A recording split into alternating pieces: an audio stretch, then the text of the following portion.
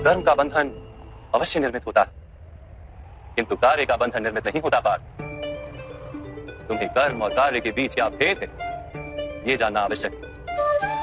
सभी कर्म कार्य, किंतु सभी कार्य कर्म नहीं। कर्म उस कार्य को कहते हैं जिसके साथ फल की आशा जुड़ी हुई। मनुष्य जब भी सुख की, संपत्ति, प्रशंसा की आशा रखकर कोई कार्य करता है तो वो उस कार्य के फल से बंध जाता है। जब किसी कर्म को फल की आशा से किया जाए तो उसे सकाम कर्म योग कहते हैं, और जब किसी कर्म को बिना किसी फल की आशा से किया जाए तो उसे निष्काम कर्म योग कहते हैं। इसी कारण से उसे बार बार जन्म लेना पड़ता है। वास्तव में मनुष्य को कोई कर्म नहीं बांधता, कर्म से जुड़ी आशाएं उसे बांधती।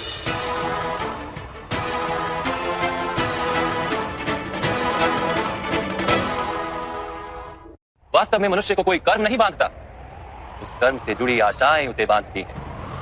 वो कैसे माता? यदि इस युद्ध में तुम्हें विजय होने की आशा, तो पराजित होने पर तुम्हें भीषण दुख होगा, और वो दुख तुमसे कोई अन्य कार्य करवाएगा जिसके लिए तुम्हें दूसरा जन्म लेना पड़ेगा। और यदि तुम विजयी हुए तो तुम्हारा अहंकार बढ़ेगा, और वो अहंकार तुम्हें विश्व विजय के लिए प्रेरित करेगा, तुमसे हत्याएं करवाएगा, और उसका पाप तुम्हें बांधेगा। विचार करो, यदि तुम्हें इस युद्ध में ना विजय का मोह और ना पराजय का भय, तो इस युद्ध के अंत में तुम्हें सुख प्राप्त होगा या दुख प्राप्त होगा? ना सुख माधव, ना ही दुख।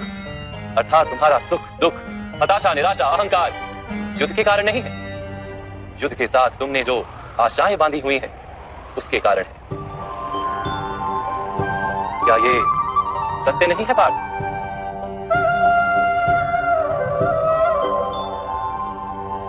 सुख दुखे समे कृत्वा लाभा लाभो जया जयो ततो युद्धाय युज्यस्व नैवं पाप मवाप्स्यसि। अर्थात सुख दुख को समान मानकर लाभ हानि जय पराजय का विचार किए बिना यदि तुम युद्ध करोगे कौन्तेय, तो तुम पाप के भागी नहीं बनोगे। इसी को कर्म योग कहते हैं। जो सांख्य का ज्ञान प्राप्त कर लेता है वो ये जान लेता है कि वो शरीर नहीं, केवल एक आत्मा है। शरीर के भोग और अनुभव तो केवल मृत्यु तक है, अर्थात वास्तविक नहीं, केवल माया है। उसके लिए कर्मयोगी बनना सरल हो जाता है। परंतु माधव, यदि कार्य से बंधन निश्चित है तो क्या संसार का त्याग करके संन्यास लेना उचित नहीं? इसी विचार का परिणाम है कि आज ये युद्ध हो रहा है पार्थ।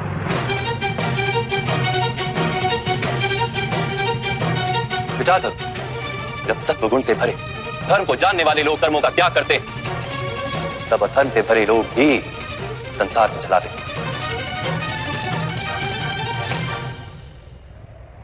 यदि महामहिम ने संसार का त्याग ना किया होता तो आज अधर्म इतना बढ़ता ही नहीं।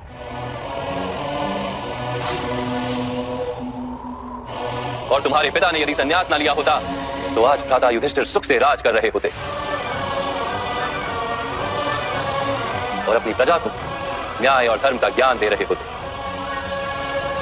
किंतु दुखदायक बात तो यह है पार्थ कि सत्वगुण से भरे मनुष्य ही संसार को लाभ दे सकते हैं, किंतु वो ही संन्यास का विचार करते हैं। जैसे जल तो भाप बनकर उड़ जाता है और कीचड़ कीचड़ वहीं पड़ा रहता है, वैसे सत्वगुणी सज्जन लोग तो संसार का त्याग कर देते और तमस से भरे अधर्मी लोग संसार में कार्य करते हैं। इसी कारण से संसार में पाप और अधर्म बढ़ता है। किंतु कर्मयोग इस विचित्र स्थिति से सारे संसार का रक्षण करता है। कर्मयोगी फल की आशा का त्याग करता है किंतु कर्मों का त्याग नहीं करता। वो इसी संसार में रहता है सन्यासी की भांति, सारे कार्य करता है किंतु उनमें लिप्त नहीं होता। कर्मयोगी अपनी संतानों से, स्वजनों से, अपनी प्रजा से कोई अपेक्षा या आशा नहीं रखता। स्वयं उसे संन्यास का लाभ होता है किंतु समाज को संसारी की भांति लाभ देता। मनुष्य अपनी संतानों के सुख के लिए श्रम करता है माधव, अपनी संतान से सुख की अपेक्षा कैसे न रखे? मनुष्य अपनी संतानों के लिए जो भी करता है वो व्यापार है या प्रेम पार? प्रेम माधव। तो फिर अपने कार्यों के प्रति फल की इच्छा क्यों पार? भविष्य का लाभ तो व्यापार में देखा जाता है, प्रेम में नहीं। जो मनुष्य अपनी संतानों का चरित्र निर्माण उचित रूप से करता है, संतानों को प्रेम और धर्म के संस्कार देता है, उसकी संतानें भी मनुष्य को प्रेम और सुरक्षा अवश्य देती। संतानों के कर्म, स्वजनों के व्यवहार उनके कर्म है पार, और जब उनके कर्मों पर हमारा कोई अधिकार नहीं होता तो उनसे आशाएं और अपेक्षाएं रखने का क्या प्रयोजन? यदि गहन विचार करोगे पार्थ तो शीघ्र ही ये जान लोगे कि जीवन में ऐसा कोई कार्य नहीं है जिसके साथ आशाएं और अपेक्षाएं जोड़ना अनिवार्य हो। जब सृष्टि ही परमात्मा है और मनुष्य स्वयं परमात्मा का अंश है, तो सारे कार्य परमात्मा ही करते हैं। मनुष्य स्वयं कुछ नहीं करता। यही कर्मयोग का मूल सिद्धांत है पार्थ। तुम्हें भी कर्मयोगी बनकर ये युद्ध करना आवश्यक है पार्थ। त्रिगुणिया विषया वेदा निस्त्रिगुणियो भवार्जुन निद्वंद्वो नित्य सत्वस्थो निर्योग क्षेम आत्मवान। 3 गुणों का त्याग करके निर्गुण बन जाओ पार्थ। इस द्वंद्व से मुक्त हो जाओ। सदा सत्व अर्थात परमात्मा में बुद्धि लगाकर कर्तव्य का वहन करते रहो। कुछ प्राप्त करने की इच्छा और कुछ प्राप्त किए हुए का रक्षण करने का विचार त्याग दो पार्थ और अपनी आत्मा को स्वतंत्र कर।